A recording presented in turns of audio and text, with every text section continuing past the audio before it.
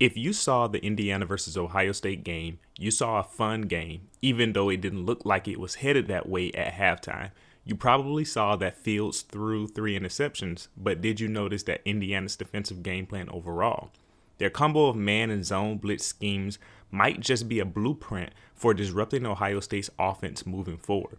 They caused miscommunication on the Ohio State O-line and put pressure on Justin Fields. I'm going to show you how they did it. My name is Brian Glaze, college football content creator analyst here on YouTube, and I give detailed breakdowns and analysis. If that sounds like something you're interested in, subscribe to the channel, turn on notifications on YouTube and on your phone. Although Indiana lost the game, it's not lost on me that Ohio State only scored 14 points after halftime and Fields threw 3 interceptions, and Indiana put pressure on Fields consistently. It wasn't a fluke. One of my takeaways is that if a team with more talent than Indiana used these same concepts, would they have even more success? I'm going to show you what they did in a few plays here. Before I do though, I want to invite you to join me on Scene. It's an easy to use live chat for commentary during the game. Community watch and analysis party is what I'm going for here, and it's easier to use in Discord, and there's no algorithm like Twitter or similar social media platforms, so you can specifically access the channel you want to chat in, which is mine. Also, you're supporting me by using the platform, so if you want to do that, download the app on the Play Store or on the App Store and use my personal hashtag in the description below, hashtag BrianGlazeLive, and we can do it for the Iron Bowl this week. With that said, here are the plays. So in the first play, Ohio State's in 12 personnel, 1 running back, 2 tight ends. The tight ends in up back left and right. The wide receivers are close on the left and right side of the line of scrimmage. Indiana's in a bit of a base 4-3-ish type look, but they go with an aggressive blitz here. They rush 7. Both corners are on the blitz, and the safeties pick up the receivers. Unfortunately for Ohio State, they called a play action pass, so that's less time for Fields to react to the blitz. By the time he finishes the play action, the cornerback is already upfield on the pulling tight end. Fields sees the wide receiver number 5 from the right side running his crossing route / post route / hook or something in the intermediate level of the field, and he looks to go there, but he pulls the ball down for some reason. It's hard to say exactly why, because where he is looking and the trajectory of the receiver's route don't match up. Based on where his head is looking, I think Fields was expecting the wide receiver number 5 to complete a comeback route more outside. So when he looked up and saw the linebacker number 4 dropping into the passing lane a bit and the safety coming down on the route, with that said, he has the arm talent to get that ball in there on the outside shoulder of the receiver. Also, another theory is that the wide receiver was supposed to be running a crossing route here, but decided to snap off his route due to the blitz, but Fields was still expecting him to run the crossing route. That's possible, but Fields' head was still looking to the right side of the field mostly, so I believe they both knew to adjust the route based on the blitz, but the linebacker number 4 dropping back into the front shoulder passing lane and the safety coming down on the outside shoulder discouraged Fields from throwing that ball. That execution made Fields double clutch, and the corner from the right side of the defense had the time to complete the sack of Fields from behind. Not to mention that the other corner, DB number 3, also had a lane to get the sack. This pressure look versus Ohio State's 12 personnel is interesting. With that said, you may have noticed that Olave was open on his post route upfield, but of course the blitz got there. If Fields saw that first, he may have thrown it. So we're going to move on to the next play to keep going. So here we are. In the third quarter, 7 minutes and 56-second mark, 11 personnel, 4 wide. The tight end is flexed right. Indiana is running a 4-2-5 defense here with a man coverage blitz. They rush 7 and leave 4 in coverage again. They like playing with fire. They blitz both linebackers and the defender lined up over the tight end. Ohio State had the running back left of Fields to pass protect, so it's 6 blockers on 7 rushers. Someone made a mistake here. It was either the center, the right guard, or the running back, but based on the blitz package, I say it was the center. With the defender rushing from the slot, the right tackle has to kick out there to pick him up. He does. Due to that, the right guard has to pick up the left end. He does. That means that the center has to slide over to block the defensive tackle who was lined up over the right guard or in the A-gap. He does not. The center picks up the middle linebacker blitz instead. I believe he is supposed to pick up the defensive tackle and let the running back pick up the linebacker on the blitz. I think this is evidenced by Master Teague positioning himself near the A-gap after the snap. Now the defensive tackle is on an open rush to Fields. If this is picked up, Fields has a quick slant to Olave that he can easily hit. It doesn't matter how open you are if you don't have time, though.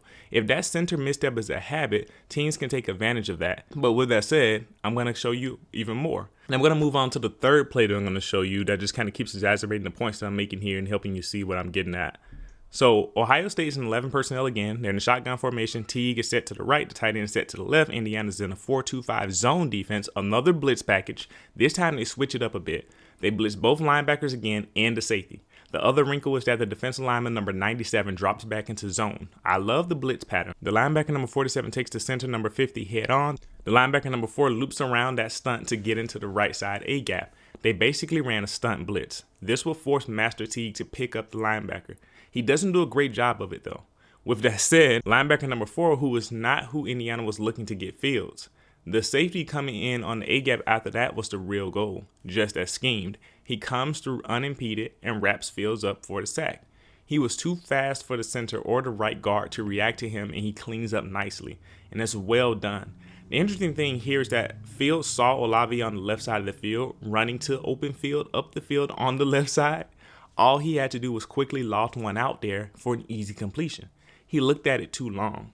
As soon as I see Olave hip level with the corner zone and no safety on that left side, I am throwing that ball upfield toward the left sideline.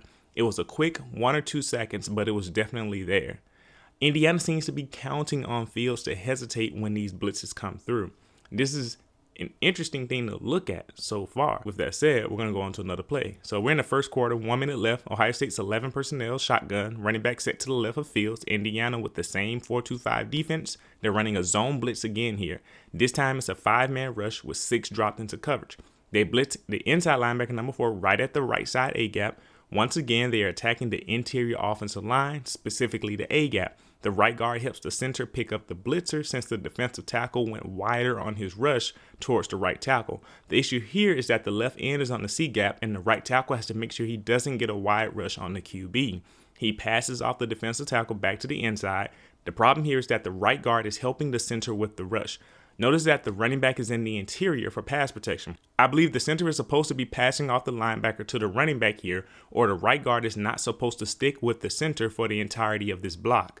I believe it's the latter. While you generally don't want to give up pressure in the A-gaps, you also don't want unfavorable matchups. I doubt the coaches want the center and the right guard picking up the linebacker here so that the running back can pick up the defensive tackle with the free rush. You don't want unfavorable matchups in your pass protection. The center could have chipped the linebacker here and then shifted toward the defensive tackle with the right guard, or the right guard should have chipped the linebacker and then immediately kicked back to the defensive tackle. He could have left it alone entirely because the running back is on the interior for pass protection as well.